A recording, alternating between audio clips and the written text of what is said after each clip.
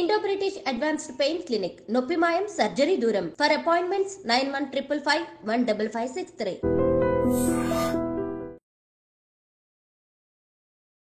అందరికీ నమస్కారం. నేను Swaroopa Potlapalli. Welcome to iDream. ఓ తండ్రి తీర్పు ఇప్పుడు విపరీతంగా వైరల్ అవుతోంది. అన్నమయ్య జిల్లా ఓబులవారిపల్లె మండలం కొత్త మంగపేటకు చెందిన ప్రసాద్ చంద్రకళ ఉపాధి కోసం దుబాయ్ వెళ్లారు.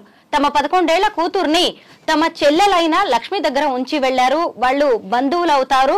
అయితే ఆ లక్ష్మి తండ్రి 60 ఏళ్ల ఆంజనేయులు ఆ 11 ఏళ్ల పాప మీద అత్యాచారానికి పాల్పడ్డారు. పోలీసులకు కంప్లైంట్ చేసినా వారి దగ్గర నుంచి పెద్దగా రిజల్ట్ రాకపోవడంతో పాప తండ్రి కువైట్ నుంచి వచ్చి మరి ఆ వృద్ధుణ్ణి లేపేసి వెళ్లి ఆ తర్వాత సెల్ఫీ వీడియో తీసి మరి సోషల్ మీడియాలో పోస్ట్ చేశారు.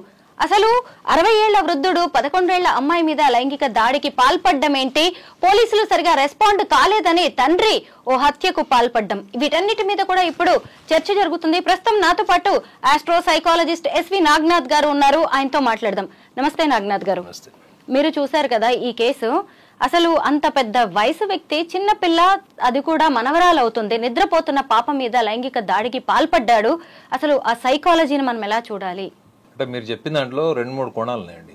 ఒకటి సామాజిక పరమైంది, ఒకటి మానసిక పరమైంది.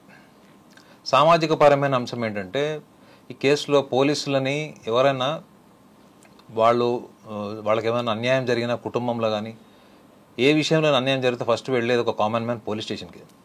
పోలీస్ స్టేషన్లో ఎప్పుడైతే వాళ్ళు రిజెక్షన్ అంటే వాళ్ళకి అనుకున్నటువంటి కోణంలో వాళ్ళకి తల్లిదండ్రులకు న్యాయం జరగలేదు, వాళ్ళ కూతురు పట్ల మాలస్ట్రేషన్ అయింది, అటెంప్ట్ రేప్ అయింది, సో రేపు పొద్దున ఆ అమ్మాయికి ఎటువంటి సెక్యూరిటీ ఉంటుంది ఫ్యామిలీలో అనే భయంతోనే వాళ్ళు వెళ్ళారు. సో పోలీసుల యొక్క తక్షణ కర్తవ్యాన్ని ఎప్పుడైతే వాళ్ళు మర్చిపోయారో అటెంప్ట్ చేసిన వాడు శుభ్రంగా కాలర్ ఎగరేసుకుంటూ ఆ సభ్య సమాజంలో ఊర్లో తిరుగుతూ డబ్బులు పడేస్తే పోలీసు వాళ్ళు ఏం చేయర్లే అనేటువంటి విషయాన్ని కూడా చాలామంది దగ్గర హుందాగా చెప్పినటువంటిది ఆర్టికల్ వచ్చింది. అది ఒక మనిషి మీ ఇంట్లో మీ ఇంట్లో చిన్న పాప 11 ఏళ్ల పాపని వాళ్ళు మాలస్ట్రేషన్ చేసి అటెంప్ట్ రేప్ చేసిన తర్వాత వాడు శుభ్రంగా కళ్ళ ముందర తిరుగుతుంటే తల్లిదండ్రులకు భావోద్వేగాలు ఎలా ఉంటాయండి? చాలామంది భావోద్వేగాలు అణుచుకొని రిప్రెస్డ్ అండ్ సప్రెస్డ్ ఎమోషన్స్ అంటారు. వీటిని అణుచుకొని ఇంకా సభ్య సమాజంలో ఇప్పుడు మనం ఏమైనా చేస్తే జైలుకి వెళ్ళాల్సి వస్తుంది, రేపు పొద్దున మన శిక్ష పడితే మన కుటుంబ పరిస్థితి ఏంటి, నేను కనుక జైల్లో ఉంటే నా పిల్లల్ని ఎవరు పోషిస్తారు, భార్యను ఎవరు పోషిస్తారు అనేటువంటి భావోద్వేగాలు వీటి తల్లిదండ్రులకే కాదండి, ఇట్లాంటి అటెంప్ట్ చేస్తారు చూసారా ఈ దౌర్భాగ్యులు, ఎవడెవడితే రేప్ అటెంప్ట్ చేశాడు, మాలస్ట్రేషన్ చేశాడు, వీళ్ళకి కూడా చాలా ఆత్మవిశ్వాసం ఉంటుంది. ఎందుకంటే సిస్టమ్ని నేను ఫైనాన్షియల్గా మేనేజ్ చేయగలను, రెండోది వీళ్ళ వీక్నెస్ వాళ్ళకి తెలుసు. ఆ తల్లిదండ్రులు ఇద్దరు కూడా కూలీనాలు చేసుకున్నటువంటి వ్యక్తులు. అతి కష్టం మీద అతను డబ్బులు సంపాదించుకొని కువైట్ వెళ్ళి అక్కడ పని చేసి అక్కడ 4 రాళ్ళు సంపాదించి కుటుంబ ఆర్థిక పరిస్థితిని డెవలప్ చేద్దామని వెళ్ళాడు. తీరా అక్కడికి వెళ్ళిన తర్వాత ఇక్కడ జరిగిన ఇన్సిడెంట్ ఇది. సో పోలీస్ వ్యవస్థ నుంచి కనుక వీళ్ళకి కరెక్ట్గా ఒకవేళ ఏమైనా వీళ్ళకి సొల్యూషన్ వచ్చి పోలీస్ వ్యవస్థ కూడా కరెక్ట్గా పని చేసి ఉంటే ఇవాళ ఆ మర్డర్ అయ్యేది కాదు. సో ఆ మర్డర్ చేయాల్సిన పరిస్థితి వచ్చింది అంటే అందులో మనం చూడాల్సింది అతని క్రిమినల్ కాదు మేడం, అతన్ని మనం చూడాల్సింది ఒక ఫాదర్గా చూడాలి. రేపు పొద్దున్న జడ్జి గారు కూడా ఈ విషయాన్ని డెఫినెట్గా కన్సిడర్ చేస్తారు. అతను నిజంగా క్రిమినల్ బ్యాక్గ్రౌండ్ ఉన్నవాడు అయితే కువైట్ వెళ్ళి ఎందుకు పనిచేశాడండి? కాయ కష్టం చేయకుండా ఇక్కడ తాగి తందనాలు ఆడుతూ మద్యం సేవిస్తూ లేకపోతే ఏదైనా ఈ జులాయి తిరుగులు తిరుగుతూ ఈ వ్యసనాలకు పాలై ఉండేవాడు. కుటుంబం మీద ఎంత ప్రేమ ఉంటే అతను వెళ్ళి ఉంటాడు అక్కడికి, ఎంత ప్రేమతో వెళ్ళాడు. చివరికి అక్కడి నుంచి వెళ్ళిన తర్వాత విషయం తెలిసే అది ఒకవేళ అతను ఊర్లో ఉన్నప్పుడు కళ్ళ ముందు జరిగి ఉంటే అతనికి నియంత్రణ ఉండేది మేడం. అక్కడ ఒక్కడే ఉన్నాడు, హోమ్ సిక్నెస్, ఈ కుటుంబాన్ని వదిలేసి వెళ్ళాడు. హోమ్ సిక్నెస్ అంటే ఐడియా ఉంది కదా, మీరు ఇల్లు వదిలేసి అంత దూరం వెళ్ళి పనిచేస్తున్నారు. ఎవరి కోసం పనిచేస్తున్నారండి? మీ పాపని రోజు మీరు ఆనందంగా వీడియో కాల్ పెట్టి మాట్లాడుతూ రోజు ఆ పాప చెప్పే విషయాలు వింటూ ఆ పాప కోసం అక్కడ షాపింగ్ చేస్తూ బొమ్మలు కొన్నా ఏం కొన్నా వీడియోలో చెప్పించి ఒక గొప్ప అనుభూతిని పొందడం, అక్కడ అన్ని కష్టాలు పడుతున్నా దాన్ని మర్చిపోతాడు ఫాదర్, అన్నీ మర్చిపోతాడు. ఎందుకంటే కూతుర్ని చూస్తూ ఉంటాడు, తల్లిని భార్యని చూస్తుంటాడు కాబట్టి మర్చిపోతాడు. కానీ వాళ్ళ కూతురు ఆ రోజు నుంచి షాక్కి గురైపోయి భయపడుతూ దిగ్భ్రాంతిలో ఉంది ఆ పిల్ల. వీడు చూస్తే శుభ్రంగా రోడ్ల మీద శుభ్రంగా కాలర్ ఎగరేసుకొని సినిమాలో హీరోలాగా తిరుగుతున్నాడు. పోనీ వ్యవస్థ అక్కడ ఏముంది? పోలీస్ వ్యవస్థ ఫెయిల్ అయింది అక్కడ, వీడిని శిక్షించడంలో ప్రతిఘటించడంలో కూడా ఫెయిల్ అయింది. సో వాడికి ఉన్న ఆధారం ఏంటి? సో ఒక రకంగా చెప్పాలంటే ఒక వ్యవస్థ నుంచి ప్రవోక్ అయినటువంటి ఒక వ్యక్తి క్రిమినల్గా మారాల్సిన పరిస్థితి ఏర్పడింది అక్కడ. సో కాబట్టి ఇక్కడ వ్యవస్థను కూడా తీసుకోవాలి. దీనికి కారణమైనటువంటి పోలీస్ ఆఫీసర్స్ని కూడా తక్షణం ఇమీడియట్గా సస్పెండ్ చేయడం, వాళ్ళ యాక్షన్ తీసుకోవడం, అదొకటి జరగాలి. రెండోది ఆ కుటుంబానికి జరిగినటువంటి అన్యాయానికి ఆ అమ్మాయికి ముఖ్యంగా ఇప్పుడు చదువుకు సంబంధించి కానీ పోషణకు సంబంధించిన విషయాన్ని కూడా ఆ గవర్నమెంట్ నుంచే ఇప్పించాలండి. ఇది నేను కోరుకునేది ఏంటంటే ఇది గవర్నమెంట్ వైఫల్యమే. పోలీస్ డిపార్ట్మెంట్ అంటే గవర్నమెంట్. సో రేపు పొద్దున వీళ్ళు గవర్నమెంట్ కంపన్సేషన్ ఏమి ఇస్తుంది? ఇటువంటి ఒక క్రిమినల్ని తయారు చేయడానికి కారణమైనటువంటి వ్యవస్థ కూడా తప్పే కదా. క్రైమ్ చేయడం తప్పైతే క్రైమ్ని ప్రోత్సహించి ఒక వ్యక్తిని ఉన్నటువంటి క్రిమినాలిటీని బయటికి తీసుకొచ్చి అతన్ని ఒక క్రిమినల్గా చేసి రేపు పొద్దున అతను జైలు శిక్ష అనుభవించి వచ్చిన తర్వాత వీడు జైలుకి వెళ్ళి వచ్చాడు, మర్డర్ చేశాడని అంటారు తప్ప వాళ్ళ కూతుర్ని మాలస్టేషన్ చేశాడన్న కేసు మర్చిపోతారు మేడం అందరూ.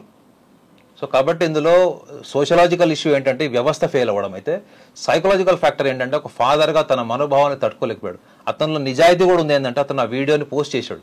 ఆ వీడియో పోస్ట్ చేయకపోతే అది మిస్టీరియస్ డెత్ కింద ఉండేది, ఎవరు చంపారో తెలియదు, మిస్టీరియస్ డెత్ కింద ఉండేది. కాబట్టి అతనిలో ఎంతో అంత రిఫ్లెక్షన్ ఉంది మేడం, రిఫ్లెక్షన్ ఉంది, హానెస్టీ ఉంది, and is a very very very obedient father, is a obedient husband. కాకపోతే అతను దురదృష్టం ఏంటంటే ఇంట్లో ఉన్న వ్యక్తి అట్లా చేయడం, అతను తట్టుకోలేకపోవడం. సో దీంట్లో తప్పకుండా రేపు జడ్జి గారు ఇవన్నీ కోణాలు చూస్తారు, న్యాయవాది కూడా ఇవన్నీ కోణాలు చూస్తారని నేను అనుకుంటున్నాను. ఆ కుటుంబానికి తప్పకుండా గవర్నమెంట్ నుంచి అండా ఉండాలని కూడా నేను మనస్ఫూర్తిగా కోరుకుంటాను. నాగనాథ్ గారు, ఇలాంటి ఘటనలు మన చుట్టూ చాలా జరుగుతున్నాయి. చిన్నపిల్లల మీద ఇలాంటి అటెంప్ట్స్ చేయడం అనేది కూడా ఎక్కువ అయ్యాయి ఈ మధ్య కాలంలో. కానీ ఈ సొసైటీకి భయపడి చాలా మంది బయట పెట్టట్లేదు. ఈ పిల్ల తల్లి చంద్రకళ వెళ్లి మరీ పోలీస్ స్టేషన్ లో కేసు పెట్టింది. పోలీసులు లీగల్ గా వెళ్లి ఉంటే ఈరోజు ఒక మర్డర్ వరకు ఇష్యూ వచ్చేది కాదు కదా. ఎందుకు మన సొసైటీకి ఎంత ప్రయారిటీ ఇవ్వాల్సి వస్తోంది? ఒకవైపు తప్పు చేసిన వ్యక్తి అలా తిరుగుతున్నాడు, ఇక్కడ వీళ్ళు ఈ బాధను భరించాల్సి వస్తోంది కదా. అంటే ఒకటి మిడిల్ ఏజ్ క్రైసిస్ అని ఒకటి ఉంటుంది మేడం. మిడిల్ ఏజ్ క్రైసిస్ ఏంటంటే ఇప్పుడు ఎవడైతే రేప్ అటెంప్ట్ చేశాడో, ఆ అమ్మాయిని మాలస్టేషన్ చేయడానికి ట్రై చేశాడో, వాళ్ళకి ఇది కేవలం ఇవాళ రాత్రి అమ్మాయి పడుకున్నప్పుడు వచ్చినటువంటి ఆలోచన కాదండి. ఇది ఒక రిప్రెస్డ్ సప్రెస్డ్ ఎమోషన్స్ అంటారన్నమాట. అంటే మీరు భావోద్వేగాల్ని మీరు ముఖ్యంగా టీనేజ్లో కానీ యంగ్ ఏజ్లో కానీ మీరు అణుచుకున్నటువంటి కొన్ని కోరికలు ఉంటాయి. ఈ కోరికలన్నీ కూడా వాళ్ళు ఒక మిడిల్ ఏజ్ క్రాస్ అయిపోతారు. 40 to 60 years మధ్యలో ఇటువంటి అవకాశాలు వచ్చినప్పుడు వీటిని తీర్చుకునేటువంటి సాహసం చేస్తారు. అదొక పెక్యులియర్ మైండ్ సెట్. అది ఇది మనం ఏదైతే మనము మిడిల్ ఏజ్ క్రైసిస్ అంటామో ఇది సైంటిఫికల్ ఫ్యాక్ట్ కాదు, ఒక జనరల్ టర్మ్ ఇది. అంటే మన సభ్య సమాజంలో జరుగుతున్న వాటిని బేస్ చేసేటువంటి ఒక అనాలిసిస్ ఇది. కానీ ఇది చాలా మందికి ఉందండి. ఇది మీకు ఒక 10 మందిలో 8 మందికి కూడా ఈ మిడిల్ ఏజ్ వచ్చిన తర్వాత ఈ మిడిల్ ఏజ్ క్రైసిస్ అని ఒకటి ఉంటుంది అనమాట. చూడండి, చాలా మంది వాళ్ళు 40 ఏళ్ళు దాటిన తర్వాత కూడా వాళ్ళు 20 ఏళ్ల వాళ్ళకి కనపడడానికి ట్రై చేస్తారు. 60 ఏళ్ళు వచ్చినా కానీ వాళ్ళు ఇంకా టీనేజర్ లాగా ఉండడానికి ట్రై చేస్తారు. అది ఒక మైండ్ సెట్ అయితే మిడిల్ ఏజ్ క్రైసిస్లో ఐడెంటిటీ కోసం, ఫైనాన్సెస్ కోసం చేసేదైతే ఇది ప్లెజర్ కోసం చేస్తారు వీళ్ళు. ఈ మధ్య అంటే మిడిల్ ఏజ్ వచ్చిన తర్వాత టీనేజ్లో వాళ్ళు జీవిత భాగస్వామితోనే చట్టపరంగా ఉండాలన్నటువంటి కొన్ని ఆలోచనలు కూడా చట్టాన్ని కూడా అధిగమించి చట్టాన్ని కూడా చేతిలోకి తీసుకున్నటువంటి ప్రక్రియలు ఉంటాయి. సో వీళ్ళకి కాన్సిక్వెన్సెస్ తెలిసి చేస్తారా తెలియక చేస్తారా అంటే వీళ్ళ కాన్సిక్వెన్సెస్ తెలిసే చేస్తారు వీళ్ళు. ఇప్పుడు చూడండి, డబ్బులు పారేసి పోలీస్ వ్యవస్థను మేనేజ్ చేశాను అని ఆ ఊర్లో అతను చెప్పుకొని తిరిగాడు. అంటే అక్కడ వ్యవస్థను కూడా స్టడీ చేశాడు కదా. నేనేమైనా చేసినా దాన్ని పాసిఫై చేసుకుంటా, ఏదో ఇంట్లో వాళ్ళందరి ముందర కాళ్ళు పట్టుకొని క్షమాపణ కోరుకొని నేను మళ్ళీ చేయను, లేదో ఆవేశంలో జరిగిపోయిందని చెప్పి ఒక కంటితోడు మాట కింద చెప్పుకొని, లేదా అక్కడి నుంచి దాటిపోయి ఆ స్టేజ్ కూడా దాటిపోయి పోలీస్ స్టేషన్కి వెళ్ళింది, అక్కడ 4 దెబ్బలు పడతాయి, రేపు పొద్దున్న ఎఫ్ఐఆర్ అవుతుంది అనుకున్నప్పుడు అక్కడ పోలీస్ వ్యవస్థను మేనేజ్ చేసి చివరికి పోలీస్ స్టేషన్లో కూడా ఇలా ఇది కాంప్రమైజింగ్ ఇష్యూ కింద చర్చ జరిగినటువంటిది పేపర్లో వచ్చింది. ఇంత దురదృష్టం అండి ఇది. పోలీస్ డిపార్ట్మెంట్లో అక్కడ లోకల్ పోలీస్ స్టేషన్లో కూడా ఎందుకు ఇది రోడ్డు మీద లాగుతూ అనవసరంగా రేపు పొద్దున్న రచ్చ అవుతుంది, రోడ్డు మీదకి వస్తుందని చెప్పి వాళ్ళు సలహా ఇచ్చి పంపించారని పేపర్లో వచ్చింది. సో ఇదంతా కూడా ఒక మిడిల్ ఏజ్ క్రైసిస్లో ఉన్నటువంటి చాలా మందికి ఉన్నటువంటి మేధస్సు. ఎందుకంటే మీకు టీనేజ్లో ఉన్నప్పుడు డబ్బులు ఉండవు మేడం, మీకు కోరిక తీర్చుకోవాలి అనుకున్నప్పుడు డబ్బులు ఉండవు. అదే మీకు 40 ఏళ్ల వయసులో మీకు గ్యారెంటీ ఎంతో అంత ఇన్కమ్ ఉంటుంది. అప్పటికి మీకు ఆ టీనేజ్లో ఉన్నటువంటి ఎనర్జీ ఉండదు, ఆ టీనేజ్లో ఉన్నటువంటి ప్యాషన్ ఉండదు, అసలు ఎబిలిటీ కూడా ఉండదు మేడం. ఫస్ట్ ఆఫ్ ఆల్ వీళ్ళు ఇలా రేపులు మాలస్టేషన్ చేస్తారు కదా, వీళ్ళకి అసలు అంత ఎబిలిటీ పొటెన్షియల్ ఉంటుందా అంటే అది కూడా ప్రశ్నార్థకమే. కానీ అక్కడ చిన్నపిల్ల మీద ఎందుకు చేశాడు, ఒక వయసులో ఉన్న మీద ఎందుకు చేయలేదు? వయసులో ఉన్న మీద చేస్తే ప్రతిఘటిస్తుంది, చిన్నపిల్ల భయపడుతుంది, లొంగిపోతుంది అన్నటువంటి ఆత్మవిశ్వాసం. ఇది పూర్తి అవగాహనతో చేసినటువంటిది. దీన్ని మిడిల్ ఏజ్ క్రైసిస్ అంటారు. ఇది చాలా మంది సభ్య సమాజంలో మీరు అన్నట్టు ఒక ఏజ్ దాటిపోయిన తర్వాత ఇవన్నీ ఎందుకు ఎక్స్పెరిమెంట్ చేస్తున్నారంటే it is a kind of illness, it is kind of mental illness. అంటే సిచ్యువేషన్ని హ్యాండిల్ చేయగలను, రేపు పొద్దున ఏమైనా సీరియస్ కాన్సిక్వెన్సెస్ వస్తే కూడా దాన్ని ఫేస్ చేస్తాను. సోషల్ గిల్ట్ ఉండదు వీళ్ళకి. పోలీస్ స్టేషన్కి వెళ్ళాడు, ఇంత జరిగింది, సావుకు ముందు ఏమైనా గిల్ట్ ఉందా? సోషల్ గిల్ట్ లేదు. డబ్బులు ఉన్నాయనుకోండి, వ్యవస్థను కూడా మేనేజ్ చేస్తారు. మరి ఇంత జరుగుతున్నా కానీ ఇలాంటి వ్యక్తులు ముఖ్యంగా చిన్న పిల్లల మీద మాలస్టేషన్ చేయడం అన్నది అది నిజంగా పోలీస్ యంత్రాంగం ఇటువంటి కేసెస్ వచ్చినప్పుడు, ఇది ఒక కేసు వెలుగులోకి వచ్చింది, ఇట్లా ఎన్ని కేసులు, ఎన్ని వందల కేసులు, రేప్ అటెంప్ట్ జరిగినవి, మాలెస్టేషన్ జరిగినవి, కుటుంబంలోనే కాంప్రమైజ్ అయిపోయి సెట్ చేసుకునేవి కొన్ని లక్షలు ఉన్నాయి భారతదేశం. నాగనాథ్ గారు తన కూతురు మీద జరిగిన దాడిని తట్టుకోలేక ఆ తండ్రి కువైట్ నుంచి వచ్చి మరి మామను చంపేయడాన్ని మీరు కరెక్ట్ అన్నారు. ఓ ఫాదర్ యాంగిల్లో చూసినప్పుడు అది తప్పేమీ కాదు అన్నారు. కానీ లీగల్ గా అది చాలా తప్పు కాదు కదా. ఓ తండ్రి వ్యవహరించాల్సిన విధానం అది కాదు, లీగల్ గా ప్రొసీడ్ అయ్యి ఉండాల్సింది అనే దానికి మీరిచ్చే సమాధానం? ఇప్పుడు ఎవ్రీ ఇండివిజువల్కి ఒక కాన్స్టిట్యూషన్ ఉంటుంది మేడం. నేను ఇందాక కూడా చెప్పాను ఏంటంటే, అతని ప్లేస్లో ఇంకొక తండ్రి ఉంటే కాంప్రమైజ్ అయిపోయి బాధపడి లోపల మదన పడిపోయి, ఎందుకంటే తనే ఫాదర్ ఇంటికి బ్రెడ్ అండ్ బటర్ సోర్స్ కాబట్టి అలా ఉంటాడు. సో అట్లాంటప్పుడు వాళ్ళ ఫాదర్ రోల్ ఏముంటుంది అంటే అది మళ్ళీ ఇండివిజువల్ని బేస్ చేసి ఉంటుంది. మీరు అనుకోకండి ఇట్లాంటి ఫాదర్ చాలామంది కాంప్రమైజ్ అయిపోయి ఇల్లు ఖాళీ చేసి ఊరోలేసి వెళ్ళిపోయిన వాళ్ళు, ఆ కుటుంబానికి దూరమైన వాళ్ళు కూడా చాలామంది ఉంటారు. నేను కొన్ని సెమినార్స్లో వాటిల్లో కూడా ఇట్లా మొలస్టేషన్ అయిన వాళ్ళని కూడా నేను చూశాను. వాళ్ళందరూ ఏం చేశారు, ఎక్కడైతే ఏరియాలో మాలెస్టేషన్ అయిందో పాపకి ఆ ఏరియా ఖాళీ చేసి వెళ్ళిపోయారు, వేరే ఊర్లలో బతుకుతున్నారు వాళ్ళందరూ.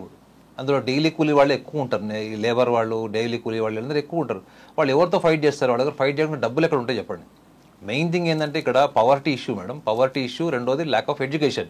వాళ్ళ కనీసం పోలీస్ స్టేషన్కి వెళ్ళి ఎఫ్ఐఆర్ ఇవ్వాలనేటువంటి కనీస అవగాహన కూడా వాళ్ళకి తెలిసి ఉండదు. సో అటువంటి కుటుంబాల్లో ఇవన్నీ జరుగుతాయి. వాళ్ళ కమ్యూనిటీ లెవెల్లో వాళ్ళ పెద్ద మనుషుల సమాజంలో జరిగిపోతుంది. కానీ ఈ విషయంలో మాత్రం ఫాదర్ దాన్ని చాలా సీరియస్గా తీసుకుంది. ఎందుకు అంటే అతని బేసిక్ నేచర్ ఏంటంటే అతను కొంచెం జీవితంలో కష్టపడి పైకి రావాలి అనేటువంటి ఒక పట్టుదల, ఆ కార్యదక్షత ఉంది చూడండి, ఆ డిసిప్లైన్ ఉంది.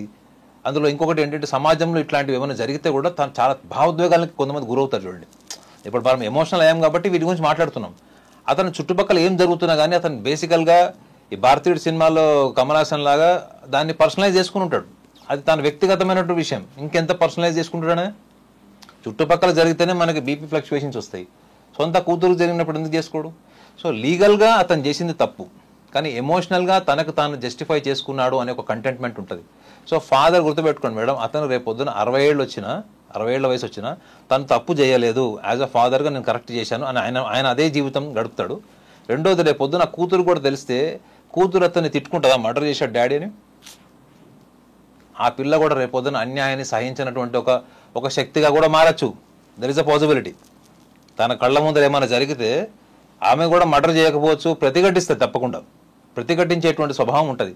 కానీ సర్వైవల్ యాంగిల్లో ఆలోచిస్తే మీరు అన్నట్టు వాళ్ళు ఎట్లా బతుకుతారు రేపు పొద్దున, ఆ అమ్మాయికి రేపు పొద్దున చదువు ఏంటి, ఉద్యోగం ఏంటి, రేపు పెళ్లి ఏంటి అని ఆలోచిస్తే మిగతా వ్యవస్థను కూడా మనం ఇంక్లూడ్ చేయాలి అందులో. ఏ వ్యవస్థ అయితే చేతులు దులుపుకుందో, బాధ్యత రాహిత్యంగా వహించిందో, ఆ బాధ్యత రాహిత్యం వల్లనే ఇవాళ మర్డర్ జరిగింది ఇక్కడ. నిజంగానే వాడిని లోపలేసి కొట్టి వాడిని పోలీస్ స్టేషన్లో పెట్టి ఎఫ్ఐఆర్ చేసి వాడి మీద ఒక రేప్ కేసు పెట్టుంటే ఇవాళ ఈ పిల్లవాడు ఇతను కువైట్ నుంచి వచ్చి మర్డర్ చేయాల్సిన పరిస్థితి ఎందుకు వచ్చింది? సో కారణాలు కూడా మీరు అన్నట్టు ఇటువంటి కేసెస్లో సైకాలజిస్ట్ అని కూడా కోర్టులో అపియరెన్స్ తీసుకోవాలి మేడం. ఎందుకు ఏ పరిస్థితుల్లో చేశాడు, ఇతనికి క్రిమినల్ మైండ్ సెట్ ఉందా, ఇతను గతంలో ఏమన్నా అట్లాంటి పనులు చేశాడా, ఇవన్నీ కూడా అనాలిసిస్ తీసుకుంటే out of affection and innocence అతను చేశాడు. కానీ అతనికి తెలుసు రేపు పొద్దున 5 నుంచి 7 సంవత్సరాలు జైలు శిక్షానికి గ్యారంటీ పడుతుంది. కానీ తనకు ఒక సాటిస్ఫాక్షన్ ఏంటి, నా కూతురికి నా కుటుంబానికి అన్యాయం చేసినటువంటి వ్యక్తి ఎవరో బయటోడు కాదు, సొంత మామనే. సో కాబట్టి ఇలాంటి దౌర్భాగ్యుడికి నా కూతురుగా కాదు రేపు పొద్దున ఇంకా ఎవరికి కూడా వీడు చేయకూడదు అనేటువంటి ఆలోచనతో ఆ యాక్షన్ తీసుకున్నాడు. మనం యాక్షన్ని సపోర్ట్ చేయలేం, కానీ అతని ఎమోషన్లో ఉన్నటువంటిది ఎంతో అంతా మనకి రేపు జడ్జి గారు కూడా డిఫెన్స్లో పడిపోతారు. శిక్ష వేసేటప్పుడు ఒక క్రిమినల్కి వేసే శిక్ష ఆయనకు వేయగలుగుతాడా? నాకు తెలిసి వేయలేరు. సో జడ్జి గారికి కూడా ఎక్కడొక్కడ సాఫ్ట్ కార్నర్ ఉందంటే ఆ కేసులో ఎంతో అంత న్యాయం ఉన్నట్టే కదా మేడం. మనం చంపండి అందరిని అని మనం చెప్పట్లేదు, బట్ దెర్ ఇస్ ఎమోషన్. ఎక్కడో పోయి కువైట్లో పని చేసుకునేవాడిని ఇండియాకి పిలిపించి మర్డర్ చేసే స్థాయి ఎందుకు వచ్చింది అక్కడ? సో అన్ని యాంగిల్స్ కూడా ఆలోచిస్తుంది. నాగనాథ్ గారు, ఇలా చాలా మంది పిల్లలు చిన్నప్పుడే ఫిజికల్ హెరాస్మెంట్ కి గురవుతూ ఉన్నారు. అలాంటి వాళ్ళ భవిష్యత్తు మీద ఇది చాలా దారుణమైన ప్రభావం చూపించే అవకాశం ఉంది. ఇలాంటి పిల్లల విషయంలో పేరెంటింగ్ విషయంలో ఎలాంటి కేర్ తీసుకోవాలి? ఇది ఈ పాపకు జరిగింది, దాన్ని పోస్ట్ ట్రామాటిక్ స్ట్రెస్ డిజార్డర్ అయ్యే ఛాన్స్ ఉంటుంది madam. Post traumatic stress disorder అయ్యే ఛాన్స్ ఉంటుంది. ఎందుకంటే చాలామంది మాలెస్టేషన్ అయిన వాళ్ళు, ఇట్లాంటి అబ్నార్మల్ ఇన్సిడెంట్స్ లైఫ్లో ఫేస్ చేసిన వాళ్ళు జీవితకాలం అది మర్చిపోలేరు. దాన్నే పోస్ట్ ట్రామాటిక్ అంటారు. గతంలో జరిగిపోయింది వాళ్ళకు దిగ్భ్రాంతికరమైనటువంటి జ్ఞాపకం కింద మారుతుంది. సో ఇటువంటి వాళ్ళకి జనరల్గా కౌన్సిలింగ్ అవసరం ఉంటుందండి. అంటే వాళ్ళు ఏ మగవాళ్ళైనా దగ్గరకు వచ్చినా, ఆ వయసులో వాళ్ళు దగ్గరకు వచ్చినా ఏమవుతుంది అప్పుడు వీళ్ళకి ఆ నర్వస్నెస్, పానిక్నెస్ స్టార్ట్ అయ్యి ట్రిమ్మర్స్ వస్తాయి, వైలెంట్గా తయారవచ్చు, లేదా డిప్రెషన్లో కూడా పోవచ్చు. మీరు అపరిచితుడు అని ఒక సినిమా చూసారా? ఆ అపరిచితుడు సినిమా యొక్క మూలం స్టోరీ ఏదైతే ఉందో అది లండన్లో, ఇక్కడ యూరోప్లోనే ఎక్కడో ఒక ఫాదర్ వల్ల molestation, number of times molestation అయిపోవడం వల్ల ఆ అమ్మాయి ఒక రిహాబ్లో ఉంది. ఆ అమ్మాయికి ఈ స్ప్లిట్ పర్సనాలిటీ లాంటి లక్షణాలు వస్తే ఆమె రిహాబ్లో పెట్టారు. ఆ అమ్మాయిని కౌన్సిలింగ్ చేయడానికి వెళ్ళినటువంటి ఆ ఫాదర్ ఏజ్ వాళ్ళందరినీ ఆమె కొట్టడం స్టార్ట్ చేసింది. ఆమె మీద మొత్తం ఇన్వెస్టిగేషన్ చేసిన తర్వాత తెలిసింది ఏంటంటే ఆ అమ్మాయి నెంబర్ ఆఫ్ టైమ్స్ చిన్నప్పుడు మాలెస్టేట్ అయింది ఫాదర్ వల్ల. సో ఆ స్ప్లిట్ పర్సనాలిటీని ఆ అపరిచితుడు సినిమాలో కొంచెం డ్రామటైజ్ చేసి మన ఇండియన్ ఎమోషన్స్కి అనుగుణంగా ఒక సినిమా తీశారు. ఆ అమ్మాయి ఇన్సిడెంట్ని బేస్ చేసుకుని ఒక నావల్ రాశారు అక్కడ. ఆ నావల్ ఇన్స్పిరేషన్ మూవీ. సో దీన్ని బట్టి చూడండి, బాల్యంలో జరిగినటువంటి చాలా ఇన్సిడెంట్ని మనుషులు మర్చిపోరు. దాన్నే పోస్ట్ ట్రామాటిక్ స్ట్రెస్ డిజార్డర్ అంటారు. ఇట్లాంటి వాళ్ళు చాలా మందికి ఏంటంటే కౌన్సిలింగ్ కూడా అవసరం ఉంటుందండి. అందరు మగవాళ్ళు అట్లా ఉండరు. నీకు జరిగిన దాన్ని నువ్వు ఎలా తీసుకోవాలి, నెక్స్ట్ అలాంటివి జరగకుండా నువ్వు ఏమేమి జాగ్రత్తలు తీసుకోవాలంటే ఆత్మవిశ్వాసం పెంచకపోతే అది వాళ్ళకి జీవిత భాగస్వామి వచ్చినా రేపొద్దున ఎవరి దగ్గరకు వచ్చినా ఒక ఫియర్ ఫ్యాక్టర్, నర్వస్నెస్, ట్రిమ్మర్స్ వచ్చే ఛాన్స్ ఉంటుంది. భయాందోళనకు గురి అయిపోతారు, పబ్లిక్లో కలవరు, సోషల్ లైఫ్ దూరం అయిపోతారు వాళ్ళు. సో ఇటువంటి లక్షణాలన్నీ చాలా ఉంటాయి వాళ్ళకి. సో వాళ్ళ విషయంలోనే ఇట్లాంటి వాళ్ళకి జరిగినటువంటి ఈ ఇన్సిడెంట్స్ వల్ల కూడా సభ్య సమాజంలో చాలామంది మగవాళ్ళకు కూడా ఒక దుర్మార్గుల లిస్టులోకి పెడతారు వాళ్ళని. అందరు మగవాళ్ళు ఇట్లా అనేటువంటి ఒక జనరలైజ్డ్ ఒపీనియన్కి వచ్చేస్తారు వాళ్ళు. సో ఇట్లాంటి వాటిని మనం పేరెంట్స్ కూడా అట్లాంటి మాలెస్టేషన్ జరిగిన వాళ్ళకి చాలామంది వాళ్ళని కౌన్సిలింగ్కి తీసుకురావాలి, కానీ తీసుకురారు. ఎందుకంటే వాళ్ళు అదొక స్టిగ్మా కింద, ఒక గిల్ట్ కింద తీసుకుంటారు. మా అమ్మాయికి ఇట్లా జరిగిందంటే అవతల వాళ్ళు ఏం ఊహించుకుంటారు, అక్కడ జరిగింది ఒకటి ఉంటుంది, వీళ్ళు ఊహించుకొని ప్రచారం చేసేది ఒకటి ఉంటుంది. కాబట్టి చాలామంది పేరెంట్స్ ఇట్లా మాలెస్టేషన్ జరిగితే వాళ్ళు తీసుకురారు కౌన్సిలింగ్. తండ్రి ప్రేమని అందరూ ఓకే అని చెప్పి సమర్థిస్తున్నా గానీ చట్టాన్ని చేతిలోకి తీసుకోవడం అనేది కరెక్ట్ కాదు. ఏదైనా సరే న్యాయపరంగా న్యాయమైన దారిలో నడిస్తేనే అది రైట్ అవుతుంది. థ్యాంక్ యూ నాగనాథ్ గారు.